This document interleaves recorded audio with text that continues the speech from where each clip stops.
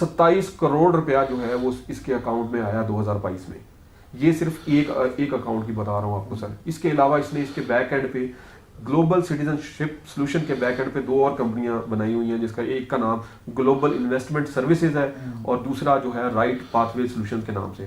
تو یہ دیکھیں یہ کتنے منظم طریقے سے فراڈ کر رہے ہیں. اور آپ کے توسط سے ہم پھر حکام بالا سے گزارش کرتے ہیں کہ پلیز ہماری ریکویسٹ کو مانا جائے, اور یہ ہمارے جو متاثرین ہیں یہ تو آپ کو صرف 6 نظر آ رہے ہیں, لیکن یہ 600 سے بھی زیادہ ہیں بیک اینڈ پہ. تو پلیز ان کی داد رسی کی جائے اور اس کو پکڑا جائے, قرار واقع سزا دی جائے اور لوگوں کے پیسے کو واپس لائے جائے. ان کے ساتھ بڑا ٹیکنیکل انداز میں فراڈ ہوا.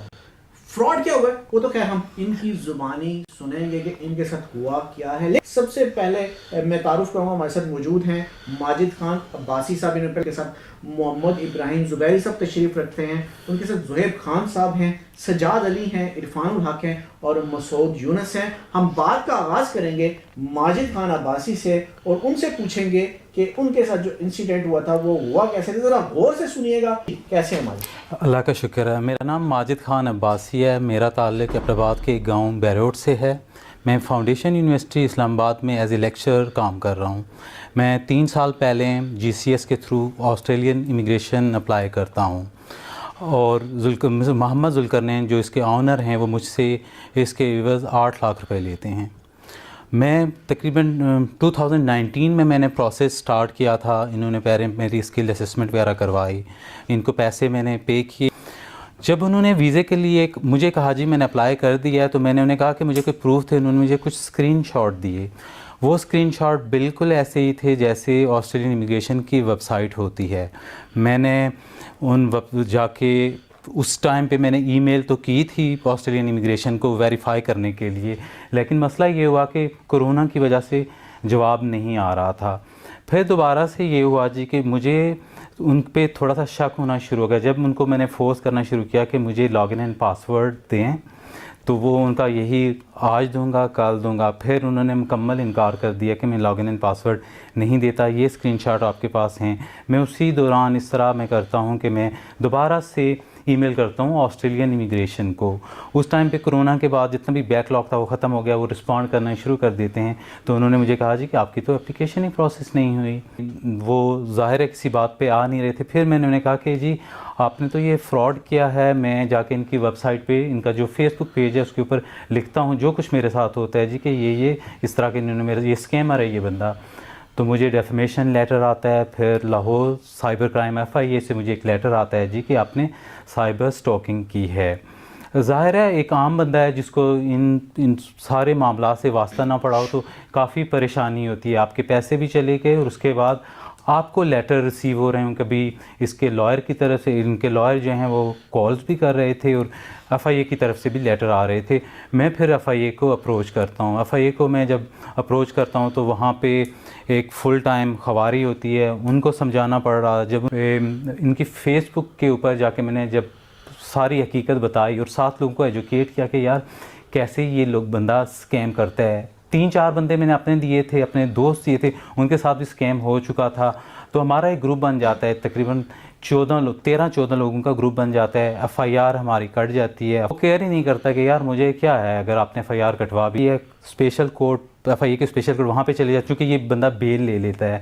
وہاں پہ یہ جو شاہانہ انداز میں آتے ہیں, ویڈیوز ابھی بھی موجود ہیں ان کی ٹویٹر کے اوپر, جہاں پہ 30-40 لوگ آتے ہیں, 10-12 لائر ان کے ساتھ ہوتے ہیں اور ایسے چیلنج کر رہے, مذاق اڑا رہے ہوتے ہیں جی کہ آپ نے جو کچھ کرنا ہے وہ کر لو. پھر ہائی کورٹ میں چلے جاتے ہیں. ہائی کورٹ میں جا کے جب بیل ان کی ریجیکٹ ہوتی ہے 20 جنوری کو جو جج ہیں ہائی کورٹ کے جج, ان کو کہتے ہیں کہ یار یہ کہ ذوالقرنین صاحب آپ اس طرح کریں کہ یہ جو 13 لوگ ہیں ان کو آپ پیسے دیں. 13 اس لیے کہ ایک ہمارے ساتھ جو حماد احمد تھا اس کو انہوں نے پیسے دے دیے تھے, 13 کو نہیں دیے تھے, کہ ان 13 لوگوں کو آپ پیسے دے دیں ورنہ 27 کو آپ اریسٹ ہو جائیں گے. ابراہیم زبیری صاحب آپ کے ساتھ کیا ہوا تھا؟ سر میرے ساتھ اس طرح ہوا کہ 2020 میں جاب لیس ہو گیا, کسی وجہ سے جاب میری چلی گئی, اور 2019 سے میں پروفیشن کیا تھا ویسے, کرتے کیا تھے آپ؟ جی میں ایک ٹیلی کام کمپنی میں فائنینس میں کام کرتا تھا. ٹھیک ہے. تو 2019 سے میں کانٹیکٹ میں تھا ذوالقرنین سے، اور جب جاب نہیں تھی تو میں نے یہ سوچا کہ میں امیگریشن کو جو اس کا میرا کیس چل رہا ہے اس کو میں پرسیو کرتا ہوں. تو 2020 کے اندر جنوری میں نے ان کو جا کے پیمنٹ کی، اور وہی میرے ساتھ بھی ایشو آیا کہ جی انہوں نے مجھے انوائٹ بھیجا اور کہا کہ جی آپ کا انوائٹ آ گیا اور آپ جو ہیں وہ ویزا فیس جمع کرا دیں. جو ویزا فیس اس وقت انہوں نے مجھے بتائی وہ تقریباً 10,000 آسٹریلین ڈالرز کے برابر تھی. اب آسٹریلیا جانا چاہتے ہیں؟ جی میں آسٹریلیا جانا چاہ رہا ہوں. تو آسٹریلین ڈالر کی ایکولنٹ اس وقت اراؤنڈ 105 روپے 104 روپے کا ڈالر تھا. تو میں نے ان کو تقریباً 10.5 لاکھ روپے جو ہے نا وہ جا کے ایک کراس چیک دیا اپنے اکاؤنٹ سے، ان کو جمع کرایا اور ان سے میں نے ریسیونگ لے لی. اس کے بعد میں ان سے پرسو کرتا رہا لیکن مجھے کوئی سیٹسفیکٹری آنسر نہیں ملا. پھر معاملات چلتے رہے اور پھر آپ کو معلوم ہے کہ کرونا پینڈیمک آ گیا. کرونا پینڈیمک میں اس نے مجھے کہا کہ جی آسٹریلین امیگریشن جو ہے وہ اس وقت بند ہو گئی ہے اور وہ وہاں وہ لوگ کوئی کیس نہیں لے رہے. وہ ٹائم تقریباً 2 سال اس کے اندر گزر گئے، اور اس کے گزرنے کے بعد اس طرح سے ہوا کہ جی وہ جب میں نے ان کو بتایا کہ جی امیگریشن تو دوبارہ شروع ہو گئی ہے، کیا ہوا ہے، کافی زور ڈالا. میں اسے کالز وغیرہ کرتا رہتا تھا، میسیجز بھی کرتا رہتا تھا، لیکن یہ کوئی جواب مجھے نہیں دیتا تھا. آفس ان کا لاہور میں تھا اور میں یہاں اسلام آباد میں تھا، اس وجہ سے بھی تھوڑا سا ایشو چل رہا تھا ہمارا. اس کے بعد جب کافی پریشر دیا اور بات کی تو انہوں نے بھی مجھے جو ہے وہ فیک سنیپ شاٹس جو ہے نا وہاں سے بھجوا دیے کہ جی آپ کا کیس جو ہے وہ ان پروسیس ہے. لیکن ایونچولی جب ماجد صاحب نے لوگوں کو جو ہے وہ اکٹھا کیا، اور ہم لوگوں نے، کیونکہ ہم لوگ ایک دوسرے کو پہلے بالکل نہیں جانتے تھے، تو جب انہوں نے ہم لوگوں کو اکٹھا کیا اور سب نے ایک دوسرے کو اپنی سٹوریز بتائیں تو وہ کچھ آئیڈینٹیکل نکلیں، جس سے اندازہ ہوا کہ یہ تو ایک سارا فراڈ کا معاملہ ہے اور جو پیسے ہیں وہ سب کے جو ہے نا وہ ڈوب گئے ہیں. آپ کیا کرتے ہو؟ سر میں اکاؤنٹس کی جاب کرتا ہوں ایک پرائیویٹ کمپنی میں. ٹھیک ہے. اور راولپنڈی کا ہی رہائشی ہوں. ٹھیک ہے. تو آپ کے ساتھ کیا ہوا تھا؟ میرے ساتھ بھی اسی طرح جب انہوں نے بلایا، بیسکلی فیس بک کے اوپر ان کے ایڈز آتے ہیں کہ immigration by Faizan, immigration by Faiza, immigration by name کے ساتھ، تو اپنی کمپنی کا نام یہ ڈائریکٹلی نہیں ایکسپوز کرتے. پھر جب وہاں سے مجھے آئی کال، پھر میں ان کے آفس گیا، جب وزٹ کیا تو یہ سارا انہوں نے مجھ سے کہا، اور کچھ ایک سینیریو بنایا کہ جی اگر آپ 1 ڈیز کے اندر اندر کریں گے تو وہ آپ سے اتنے پیسے لے جائیں گے، ادروائز وہ چارجز بڑھنے والے ہیں اور یہ ہونے والا ہے، امیگریشن کی لاسٹ ڈیٹ آنے والی ہے اور اس طرح کے ایشوز. ہمارا میں نے اپنے ایک دوست کو اپروچ کیا اور وہ ایک ڈاکٹر تھا، اس سے میری ملاقات، اس نے بھی ان کے تھرو اپلائی کیا. تو میں نے جب اس نے کہا کہ نہیں آپ کر دیں اپلائی. میں نے ان کو 1 لاکھ روپیہ دیا جنوری میں، ایگریمنٹ بھی کر لیا اور یہ انشور کیا کہ اگر ہم سے کوئی مسٹیک ہوئی، اگر نہ پروسیس کر سکے تو 100% ریفنڈ ہے آپ کا. تو اس کے اوپر ایگریمنٹ سارا ہوا ہمارا. تو بہرحال اس کے بعد ہوا یہ کہ from January to June July 6 months approximately میں ان کے اوپر ریسرچ کرتا رہا. اس ریسرچ کے دوران مجھے بہت ساری چیزیں پتہ چلی. کچھ انفارمیشنز انہوں نے مجھے دی تھی ان کے سیل ایجنٹ نے، جن کو میں کراس چیک کرتا تھا تو اس میں نا وہ ڈیویشن ہوتی تھی، ڈفرینس ہوتا تھا. وہاں سے میں نے ان کو پکڑنا اسٹارٹ کر دیا. کتنے پیسے تھے آپ کے؟ میرے 1 لاکھ روپیہ. اچھا جی کیش میں نے ان کو دیے تھے، جس کی ریسیٹ بھی میرے پاس ہے. تو اس کے بعد پھر یہ ہوا کہ جو ان کا بڑا منظم طریقہ ہے، آرگنائز قسم کا سیٹ اپ انہوں نے بنایا. سارے جو ہے نا وہ کرمنل مائنڈ سیٹ کے لوگ اکٹھے ہوئے ہیں، اور جو سیلز ایجنٹ ہیں ان کو بھی یہ بات پتہ ہے کہ یہ جو کام ہے سارا فراڈ ہے، اور یہ ہم ان کو ایک جس کو کہتے ہیں نا کہ مرغا پھنسانے والی بات کرتے ہیں. اچھا پہلے ایک سیل ایجنٹ ملتا ہے، کچھ عرصہ آپ کو وہ ڈیلے کرتا ہے، اس کے بعد وہ اس کو غائب کر دیا جاتا ہے. پھر دوسرا آتا ہے، پھر تیسرا آتا ہے، کرتے کرتے 1 سال 12 مہینے 1.5 سال لگاتے ہیں. اور جب آپ بالکل ان کا دائرہ تنگ کر دیتے ہیں تو وہ کہتے ہیں سی او ذوالقرنین ملاقات کرے گا. میرے ساتھ بھی ایسا ہی ہوا. 6 مہینے بعد ذوالقرنین سی او سے ملاقات کی. انہوں نے مجھے بلایا، ان کے مینیجر زین نے، کہ جی آپ آ جائیں اور ان سے ملاقات کریں، آپ کا مسئلہ حل کرتے ہیں. جب میں ان کے پاس گیا تو انہوں نے پہلے مجھے بٹھایا، تسلیاں دی، لیکن میں 6 مہینے میں یہ جان چکا تھا کہ دیر از اے اسکیم. یہ چاہ رہا تھا کہ میرا آرام سے مسئلہ حل ہو جائے، بات آگے بڑھنا پڑے، لیکن وہ ایگری نہیں ہوئے وہاں پہ. تو اس نے مجھے پہلے تو آرام سے کہا، اور بعد میں پھر اس نے مجھے تھریٹ کیا، بلیک میل کیا اور پریشرائز کیا کہ آپ یہاں ہمارے ساتھ ایک نیا اسٹامپ کر کے جائیں گے اور آپ ہم ایک نئے امیگریشن پروسیس کے لیے اپلائی کریں گے ایک ڈفرینٹ پروگرام کے لیے. وہاں ان کو کافی کنوینس کرنے کی کوشش کی، ایون کہ میری مدر ہاسپٹلائز تھی. میں نے ان کو یہ بھی بتایا کہ یار میری مدر ہاسپٹلائز ہیں. یہاں تک بھی میں نے ان کو کہا کہ آپ میری اماؤنٹ میں سے بے شک 20,000 روپے آپ ڈیڈکٹ کر لیں، مجھے 80,000 ریفنڈ کر دیں، ریمیننگ اماؤنٹ بے شک آپ رکھ لیں 20,000 کی. تو لیکن انہوں نے مجھے یہ ڈرایا کہ نہیں جیسا کہہ رہے ہیں ذوالقرنین صاحب ویسا کر لیں، یہ بہت پہنچے ہوئے لوگ ہیں. اور پھر مجھے اس طرح کی کہانیاں سنائی گئی کہ پاکستان کا قانون آپ کو پتہ ہے، یہاں لوگ مرڈر کر دیتے ہیں ان کی بیل ہو جاتی ہے. میں نے کئی کیسز لڑے ہیں، اگر یہ بہت پاورفل لوگ ہیں، اگر آپ ان کی بات نہیں مانیں گے جیسا یہ کہہ رہے ہیں تو آپ کے حق میں بہتر نہیں ہوگا. بہرحال میں نے کچھ بھی کر کے، کیونکہ میں ان کی پہلے ایکٹیویٹی جو ہے وہ اس سے فیملیئر انفارم مجھے ہو چکا تھی کہ یہ ایسے کلپریٹ قسم کے اس میں انوالو ہیں. تو پھر میں نے وہاں سے جان چھڑائی. میں شروع میں تو میں نے ان سے کہا کہ ٹھیک ہے جیسا آپ کہہ رہے ہیں میں ذوالقرنین کے پاس جا کے بول دیتا ہوں. لیکن جب وہ مجھے ذوالقرنین کے پاس اس کے کمرے میں دوبارہ لے کے جا رہے تھے تو میں نے دروازے سے یہ کہہ کے جان چھڑا لی کہ سر سوری جیسا آپ کہہ رہے ہیں اور میں ویسا نہیں کر رہا، میں جا رہا ہوں. اور میں وہاں سے جلدی سے دروازے سے ایگزٹ گیٹ سے باہر ہو گیا. اور اس کے بعد پھر میں ڈائریکٹ کوسار تھانے پولیس اسٹیشن گیا جہاں پہ میں نے اپنی اپلیکیشن. یعنی کافی دیر آپ کہہ رہے ہیں کہ آپ کو حبس بھیجا میں رکھا گیا؟ جی جی بالکل. تبھی آپ تھانے گئے اور پھر آپ نے جا کے بتایا کہ مجھے حبس بھیجا میں رکھا گیا؟ بالکل. میں پھر تھانے میں نے اپلیکیشن دی. ٹھیک ہے. تو پہلے جب ان کو پتہ چلا کہ یہ لوگ ہیں تو میری اپلیکیشن کو ایکسیپٹ نہیں کیے گیا. ٹھیک ہے. دوسرے دن جب میں گیا تو مجھے یہ کہا گیا، میں ان کا نام نہیں لینا چاہوں گا، لیکن جب میں نے تھوڑا سا ان کو ایک دو ریفرنس یوٹیلائز کر کے فون کرائے تو انہوں نے ان پولیس والے صاحب نے مجھے ایسے ہاتھ جوڑ کے کہا کہ میں آپ کے کیس میں جو ہے وہ اس سے زیادہ کچھ نہیں کر سکتا. لیکن پھر میں ڈی جی آپریشن سہیل ظفر چٹھا صاحب تھے، میں پی ایم ڈی او میں نے کمپلین ریز کی اور پھر ان کے آگے پیش ہوا. بہرحال ان کے جو ریمارکس کے اوپر میری جو اپلیکیشن آگے فارورڈ ہوئی دوبارہ، جو کہ کافی عرصہ پروسیڈنگ چلتی رہی اور جس کی باقاعدہ ایک ایس او پی بنی. انہوں نے بہت ساری کالز بھی کی لیکن وہ بدر ہی نہیں کر رہے تھے قانون کو. پھر اسی دوران میری ماجد بھائی سے ملاقات ہوئی اور ڈسائڈ میں ان سے رابطے میں رہتا تھا. پھر کیونکہ میرا کیس وہ ایف آئی اے کا، کیونکہ امیگریشن کا معاملہ تھا، ورک ویزے کا، تو یہاں زیادہ اسٹرانگ بنتا تھا.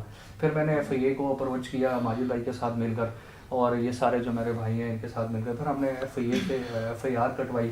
اور بالکل یہ سلسلہ جو ماجد بھائی نے بتایا، ہمیں G13 آفس بلایا گیا. وہاں پہ ایک جرگے کی صورت دی گئی کہ ہمیں پیسے دیں گے، ہمارا مسئلہ حل کیا جائے گا. اور وسیم آئیو جو تھا وہ ان کی جو ہے وہ کر رہے تھے انٹروگیٹ. وسیم صاحب کو ہم نے 12 یہ بات کی تھی کہ دیکھیں وہ کسی کو بھی ڈبل کراس کر سکتے ہیں، ان کا کام ہی یہی ہے، وہ بڑے منظم طریقے سے کام کر رہے ہیں اور پورا ایک مافیا ہے. اور یہ لاہور کے کرمنل مائنڈ سیٹ جو ہے سارے اکٹھے ہوئے ایک جگہ یونائٹ ہے. تو یہ اتنا آسان نہیں ہے جتنا آپ اس کو ایزی لے رہے ہیں. اور ہم نے ان کو یہ بھی کہا کہ آپ پلیز اس میں ہماری فیور میں رہیے گا. لیکن ایف آئی آر تک تو جیسے ماجد نے بتایا کہ وہ ٹھیک ہے، لیکن اس وقت پھر جو ہمارے ساتھ یہ ایک انسیڈنٹ ہوا اور اس میں جو بالکل جو ماجد بھائی اور میں ہم جب ایف آئی اے میں ہمیں پیسے نہیں ملے، اس میں ہماری کچھ ایکٹیویٹی بھی وہاں پہ ہمیں تھوڑی ڈیوبیس ہی لگی کہ پارٹی کو دوسرے کمرے میں، ہمیں دوسرے کمرے میں، اور پھر ویگو کا کھڑا ہونا. پھر وہی انہوں نے جس طرح بتایا ہم گاڑی جو ہے وہ صدر تک گئی، وہاں انہوں نے مجھے ڈراپ کیا اور آگے جا کے جو ہے مجھے 11 بجے ان کے گھر سے کال آتی ہے کہ جی ماجد بھائی گھر نہیں آئے. پھر اس سارے معاملے کو ہم نے جب کیا انٹروگیٹ اور دیکھا تو پتہ چلا کہ ماجد بھائی کے ساتھ کوئی انسیڈنٹ ہو چکا ہے. اور پھر جیسا ماجد بھائی نے بتایا کہ اغوا ہو چکا ہے. باقی کہانی ماجد صاحب نے سنائی. اچھا آپ کی اور ماجد صاحب کی جو سٹوری میں 2-3 چیزیں کہ آپ دونوں جو 3-4 جگہوں پہ جا کے اپلیکیشن پولیس کو بھی دی اور پھر جا کے 3-4 جگہ، لیکن کہیں سے آپ کو مطلب نہ ریلیف ملا نہ آپ کی اپلیکیشن کو ٹریٹ کیا گیا. چلوں گا سجاد علی آپ کی طرف، تو مجھے یہ بتائیے گا آپ کے ساتھ کیا ہوا تھا؟ اچھا سر، میں نے ایم ایس سی فزکس کی ہے، چارسدہ سے تعلق ہے. اچھا، اور ایم ایس سی فزکس ہے ماشاءاللہ، اور چارسدہ سے. جی، اور اس وقت میں ٹیچنگ کرتا تھا. تو ایک دفعہ میں انسٹاگرام پہ وہ سرچنگ کر رہا تھا کینیڈین امیگریشن کے بارے میں، تو یہ ایک پوسٹ آ گیا کہ امیگریشن تھرو انصر عباسی جو گلوبل سٹیزن شپ سولوشن میں. تو اس کے واٹس ایپ پہ میں نے کلک کر دیا. اس کے ساتھ پھر وہ شروع ہو گیا، اپنی ڈیٹیل میں نے شیئر کر دی. اس نے کہا کہ آپ کا تو بہت ہاٹ کیس ہے، مطلب آپ آ جائیں، آپ تو ویسے ہی ٹائم ضائع کر رہے. تو میں وہاں پر چلا گیا، ان سے ڈیٹیل میں بات ہو گئی، اپنی ساری ڈیٹیل شیئر کر دی. پھر دوبارہ میں آ گیا، دوستوں کے ساتھ بھی شیئر کر دیا، اپنے ماموں کو بتا دیا. ماموں پشاور سے آ گیا، اس کے ساتھ میں وہاں پر چلا گیا جی سی ایس آفس. وہ جیسے میں وہاں سے نکلا تو ماموں نے کہا کہ یہ جتنے یہاں پر آفیسز ہیں یہ بڑے بڑے، یہاں پر اکثر بڑے بڑے فراڈز ہوتے ہیں. لیکن سر میں جاب لیس تھا، میں نے وہاں پر اپلائی کر دیا. इनिशियली अंसर महबूब जो था उसने मुझे कहा कि मतलब 3 घंटे का काम है आपका अप्लाई करना, मैं आपको 3 घंटे में सारा वो जो स्क्रीनशॉट्स है वो मैं आपके साथ शेयर कर दूंगा। ठीक है। 3 घंटे क्या 3 दिन गुजर गए, 3 दिन के बाद 1 महीना गुजर गया, वहाँ से कोई वो नहीं आ रही थी। फिर मैंने इस तरह किया कि अंसर महबूब को कहा कि मैं आपके ऑफिस विजिट करना चाहता हूँ, मुझे कुछ तो दिखा दे सबूत कि आपने बहरहाल अप्लाई किया भी है या नहीं। उसने कहा कि नहीं यार ये तो ये कितने वो पैसे दे चुके थे आप उसमें? मैं सर 2 लाख दिए थे। 2 लाख दिए। जी जी। फिर मैंने इस तरह किया सर के उसको मैंने कहा कि यार अगर आप नहीं करते तो मैं कानूनी रास्ता इख्तियार करूँगा। उसने कहा जाओ यार जो कर सकते हो, मुझे धमकियाँ दे दी। उसी वक्त मैं बस खामोश हो गया। उसके बाद मैंने उसको मैसेज नहीं किया। फिर इस तरह हुआ कि मैंने फेसबुक पे एक पोस्ट किया कि I want apply through GCS immigration consultants, what is your suggestion. वहाँ पर पूरा सर तकरीबन 150 कमेंट्स आ गए कि नहीं नहीं नहीं आपने वहाँ पर जाना ही नहीं है। फिर मैसेंजर में मेरे साथ लोगों की बातचीत शुरू हो गई। मैंने मुतासरीन की बात जी जी सर सब मुतासरीन थे, लेकिन मैंने किसी को भी नहीं कहा बड़ी कि तादाद में। लेकिन मुझे अभी तो आप बड़े कम लोग नजर आ रहे हैं, फिर तो यहाँ पे हमारे स्टूडियो में 150 बंदा होना चाहिए था जिस तरह आप बता रहे हैं। असल में सर ज्यादातर लोग डर रहे। अच्छा। मतलब लाहौर जिस तरह में माजिद साहब बता रहे थे कि उनको अगवा कर लिया गया और फिर FIA से भी नोटिस आए और फिर बहुत सारी जगहों से फिर थ्रेड्स भी आए, तो इस तरह लोगों को भी दिए जाते हैं, लग जाते हैं। सर लाहौर से एक मैम थी, उसके साथ मेरी बातचीत चल रही थी। अच्छा। उनके तकरीबन 6 लाख रुपए थे। उसको मैंने कहा कि चले यार आप सिर्फ एप्लीकेशन जमा करवा दे। उसने कहा नहीं यार ये पाकिस्तान है, मैं मतलब इसमें इस किस्सों में नहीं पढ़ना चाहती क्योंकि ऑलरेडी मैं अपनी एक जॉब कर रही हूँ। चले वो 5-6 लाख रुपए मेरी इज्जत इससे अच्छी है, तो ज़्यादातर लोग इसी डर की वजह से अप्लाई नहीं करते। फिर मैं उनके ऑफिस चला गया, वहाँ पर उन्हें मुझे एक कमरे में बिठा दिया, वहाँ पर खूब धमकियाँ दे दी। अंसर अब्बासी जो था वो फिर उस वक्त नहीं था, किसी और को भेज दिया, पठान बंदा था उसको भेज दिया, मेरे ख्याल में सदाम नाम था। फिर मैं खामोश हो गया क्योंकि मैंने कहा कि नहीं मैं इस दफ़ा कानूनी रास्ते इख्तियार करूँगा। फिर सोशल मीडिया को मैंने फॉलो किया, वहाँ पर सर इन माशाल्लाह इन लोगों से मिला, ये जो हीरे, तो फिर इनके थ्रू हमने FIA में दरख्वास्त जमा मिलकर आप लोगों ने फिर जी। फिर सर हम जब रावलपिंडी कचहरी जाते थे तो इनके तकरीबन 15-20 तो ज़्यादातर मेरी बरादरी के होते थे, पठान लोग इसके साथ आते थे, अक्सर इनके गार्ड्स होते थे। तो वहाँ पर एक पठान था, वो मुझे घूर घूर के हर दफ़ा देखता था। मैंने उसको कहा यार क्यों आप मुझे घूर घूर के देख रहे हैं। मैं चला गया उसके पास। अच्छा, हाँ, सवाल कर दिया। गुस्सा आ गया मुझे। उसने मुझे कहा कि यार देखो ब्रदर आप मेरे बरादरी के हो, ये जो लोग हैं ये और वो पूरे वो किस्से सुना दिए। कहा कि आप लोगों को ये उठा लेंगे और अच्छा ये कि 2 लाख रुपए मैंने उनको बता दिया कि ये किस्से। उसने कहा यार बस इसको छोड़ दो, दफ़ा कर दो, लेकिन पीछे हट जाओ। इरफान साहब आपके साथ क्या हुआ था? सर मैं असल में मेरी मिसेस ने अप्लाई किया था GCS में और कनाडा के लिए, और हमने फैमिली के लिए अप्लाई किया था इसमें PNP में। शुरू में तो यही था कि दिसंबर में मैं गया था इनके ऑफिस, मैं और मिसेस वहाँ पे जाके वहाँ पे मिले थे। इसमें सलीम खारी साहब होते थे, मेरे ख्याल में इनके पार्टनर हैं जुल्करनैन साहब के। उनसे साथ मीटिंग हुई, वहाँ पे अरीबा होती है इनकी असिस्टेंट, उनसे साथ बात होती रही। उसके बाद फिर उन्होंने कहा जी कि जी आपका तो केस हो जाएगा, आप डन बेसिस पे होगा आप कनाडा के लिए। फिर उन्होंने फिर तकरीबन खुद क्या करते हैं? मैं एक प्राइवेट फर्म में हूँ, एडमिन और अकाउंट्स में जॉब कर रहा हूँ। ठीक है। तो वहाँ पे फिर उनके साथ करस्पॉन्डेंस चलती रही। तकरीबन कुछ 6 मंथ बाद उन्होंने एक इनविटेशन भेजा कि जी कि हाँ जी आपका इनविटेशन आ गया है, तो आप हमें कुछ अमाउंट जमा करवाएं। हमने फिर वो मेरे ख्याल में 2 लाख रुपया मैंने पहले जमा करवाई। वो जमा करवा के उसके बाद फिर उन्होंने कहा जी कि आपका प्रोसेस शुरू हो गया है। तो तकरीबन 9 मंथ गुजर गए, कुछ भी नहीं हुआ। हमने फिर आखिर में हमने कहा जी हमें लॉगिन पासवर्ड वगैरह दे। वो लॉगिन पासवर्ड हमें शेयर नहीं करते जी, कहते हैं जी कि उसमें आप ये कर देंगे वो। मैंने कहा जी आपके सामने आपके ऑफिस जाते हैं, हमें बता दें, आप अपने लैपटॉप पे ऑन करके देखें, हम उसमें कुछ भी नहीं कर देंगे, हमें पता तो चले कि जी ये फेक है या ओरिजिनल है, स्टेटस भी पता चल जी। वहाँ पे अरीबा होती हैं जिनके साथ सबसे ज़्यादा। अरीबा की शादी होगी और फिर वो इधर आ गई इस्लामाबाद। फिर मैं इस्लामाबाद यहाँ पे इनके ऑफिस जाता रहा और उन्होंने यही कहा जी कि आपका केस हो जाएगा। फिर 2022 में मार्च में एक इनविटेशन आता है और कहते हैं जी आपका काम हो गया, फाइनल आप पेमेंट कर दें। यानी कि मैंने 4,13,000 इनको टोटल अमाउंट दी थी और उन्होंने कहा सितंबर में 2022 की आप इंशाल्लाह ट्रैवल कर लेंगे। लेकिन वो सितंबर भी चला गया, सब कुछ गुजर गया, लेकिन ना कोई انہوں نے ان کی طرف سے رسپانس بھی نہیں ملا, کچھ بھی نہیں ہوا. اور اسی طرح ہوا پھر آپ نے بالکل پھر ہم آپس میں یہ ملے اور اس جیسے. مسعود یونس صاحب اب آپ کی باری, اب آپ بتائیں گے آپ کے ساتھ کیا ہوا. جی بہت شکریہ, آپ نے موقع دیا کہ جو ہمارے ساتھ ہوا ہے ہم لوگوں تک پہنچا سکیں اور مزید جو لوگ اصل ہیں مقصد بھی ہمارا یہی ہے بچ کہ سکیں اس طرح. لوگوں کو تک آواز پہنچے. تو میرے ساتھ بھی سر کچھ اس طریقے سے ہی ہوا تھا. میں بھی سوشل میڈیا کے تھرو جو ہے وہ ان کو اپروچ کیا بہتر زندگی گزارنے کے لیے. کینیڈا کا میرا پروگرام تھا. آپ ایسے کس شعبے سے وابستہ؟ میرا تعلق جو ہے وہ میڈیسن سے ہے. میں نے فارمیسی کی ہوئی ہے, فارمیسی گریجویٹ ہوں اور 14-15 سال سے اسلام آباد میں مختلف کمپنیوں میں جاب کرتا رہا ہوں اور ابھی بھی ایک کمپنی میں نوکری کر رہا ہوں. تو وہاں پہ ان کے ہی کچھ امپلائیز جو انہوں نے بھرتی کیے ہوئے تھے جو یہ سارے فراڈ کو چلاتے ہیں, ان میں سے 2 نام جو آپ نے 2-3 دفعہ سنے ہیں. ایک میں زین نامی ایک شخص ہے, F6 پہ جو ان کا دفتر ہے, وہاں پہ اس سے میری ملاقات ہوئی. تو اس نے بہت اچھے طریقے سے جو ہے وہ شیشے میں اتارنے کا وہ ان کو ہنر آتا ہے, گر آتا ہے. انہوں نے ہمیں اتار لیا اور انہوں نے کس ملک کے لیے آپ نے اپلائی کیا؟ کینیڈا کے لیے میں نے. ٹھیک ہے, اور کتنے پیسے دیے؟ تو میں نے شروع میں جو ان کے ساتھ جو میرا کانٹریکٹ ہوا تھا وہ 12 لاکھ کا ہوا تھا, جس میں سے میں نے ان کو 1 لاکھ ایڈوانس دیا تھا اور باقی 2 قسطوں میں نے ان کو پیسے دینے تھے کہ آدھی پیسے جب وہ یہ جو پروگرام جس میں مجھے وہ اپلائی کروانا چاہ رہے تھے وہ ایک جاب آفر والا پروگرام تھا. جاب آفر کے مجھ سے پیسے لیں گے اور اس کے بعد ویزا اپلائی کرنے کے پیسے لیں گے. تو وہ میں نے جب 1 لاکھ ایڈوانس ان کو دے دیا تو آپ کیونکہ میں نے بھی اس دوران اس کو اسٹڈی کرنا شروع کر دیا تھا. میں نے کہا چلے اگر اب جانا ہی ہے تو پڑھنا بھی چاہیے. آپ کو پتہ چاہیے.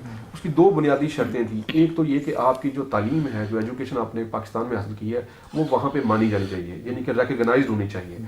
دوسرا یہ تھا کہ آپ کے پاس انگلش لینگویج ٹیسٹ کے ایک ٹیسٹ آپ نے پاس کرنا ہے, آئٹس کہتے ہیں, اس کا ایک وہ بڑا ضروری تھا.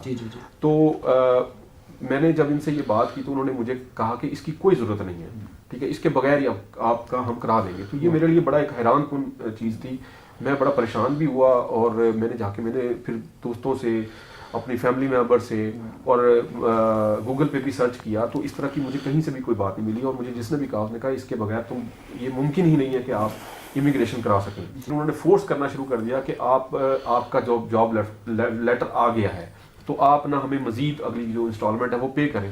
تو میں بڑا شش و پنج میں بھی تھا, پریشان بھی تھا کہ یہ کیسے آ گیا ہے.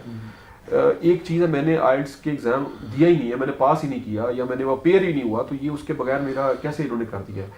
تو میں اس کو کچھ عرصے کے لیے میں خاموش ہو گیا کہ میں نے کہا کہ یار چلو جب تک میں دیکھتا ہوں اس کو اور مزید ریسرچ کرتا ہوں. لیکن انہوں نے بار بار مجھے فون کرنے شروع کر دیے. زین نامی شخص تھا اور اس کے ساتھ ایک حیدر نامی شخص تھا جو بار بار مجھے کال کرتے تھے, مجھے بلاتے تھے وہاں پہ اپنے آفس میں. تو آخری جو دفعہ میری جو ملاقات ہوئی, جیسے یہ عرفان بھائی نے بتایا کہ ریبا نام کی خاتون تھی, وہ آ گئی. وہ آ کے انہوں نے بھی یہی باتیں کرنی شروع کر دی کہ آپ پیسے دیں. تو میں نے کہا جی میں تو پیسے نہیں دے سکتا آپ کو, یہ تو میں اس بات کو ایکسیپٹ ہی نہیں کرتا. تو وہ اور میں نے کہا آپ جو انسٹالمنٹ مانگ رہی ہیں میرے پاس اتنے پیسے نہیں ہیں. تو انہوں نے کہا چلے آپ اتنے نہیں دیتے, آپ کچھ کم کر لیتے ہیں. تو کرتے کرتے وہ یہاں تک آ گئے کہ آپ جتنے بھی ہیں دے دیں ہمیں. تو مجھے یہ چیزیں دیکھ کر تو یہ بڑا مطلب ایک خوفناک سی سچویشن بن گئی کہ یہ مجھ سے صرف پیسے لینے کے لیے بیٹھے ہوئے ہیں. اسی دوران میں نے سوشل میڈیا پہ بھی مزید ان کے بارے میں چھان بین شروع کر دی. تو مجھے یہی اپنے دوست جو ہیں ان سے میری ملاقات ہو گئی لوگوں سے. اچھا, اگر ابھی آپ نے ایک سوال کیا تھا کہ یہاں پہ 6 لوگ نظر آئے, سر میں خود بھی مطلب 8 سے 10 لوگ جو ہیں مجھ سے ان کانٹیکٹ میں, جو کہ اس پورے سسٹم میں, اس FIR میں نہیں ہے, لیکن وہ لوگ ڈرتے ہیں. ان میں خواتین بھی ہیں, ان میں یہ سوات سے بھی لوگ ہیں, کراچی سے بھی لوگ ہیں, جو لوگ ڈرتے ہیں. بڑی ہمت کی بات ہے سر, آپ نے یہ دیکھ لیا کہ کس طریقے سے ہم نے یہ سارا پروسیس کر رہے ہیں, ہم FIR کروائی ہے, لیکن یہ سسٹم اتنا کرپٹ ہو چکا ہے کہ مطلب کچھ نہیں ہو سکتا کسی کا بھی. یعنی کہ مطلب بڑی حیرانگی والی بات ہے کہ ایک ملزم جو ہے جس کو پکڑنا ہے وہ FIA کے دفتر میں بیٹھا ہے, بیٹھ کر سگریٹ پیتا ہے اور FIA اس کا کچھ نہیں کر سکتی. تو میری حکام والا سے گزارش ہے کہ خدا کے لیے یہ پلیز اس کو سٹاپ کریں. اس طرح کے جو شہر اقتدار میں بیٹھ کر جو فراڈ کر رہے ہیں, لاکھوں لوگوں سے یہ اس طرح کے لوگ فراڈ کرتے ہیں, اور جو غریب لوگ ہیں, جو مطلب مڈل کلاس کے لوگ ہیں, بڑی مشکل سے پیسے کماتے ہیں اور وہ ان سے پیسے ان کے چھین لیتے ہیں. 27 کروڑ روپیہ جو ہے وہ اس کے اکاؤنٹ میں آیا 2022 میں. یہ صرف ایک اکاؤنٹ کی بتا رہا ہوں آپ کو سر. اس کے علاوہ اس نے اس کے بیک اینڈ پہ گلوبل سٹیزن شپ سلوشن کے بیک اینڈ پہ 2 اور کمپنیاں بنائی ہوئی ہیں، جس کا ایک کا نام گلوبل انویسٹمنٹ سروسز ہے اور دوسرا جو ہے رائٹ پاتھ وے سلوشن کے نام سے.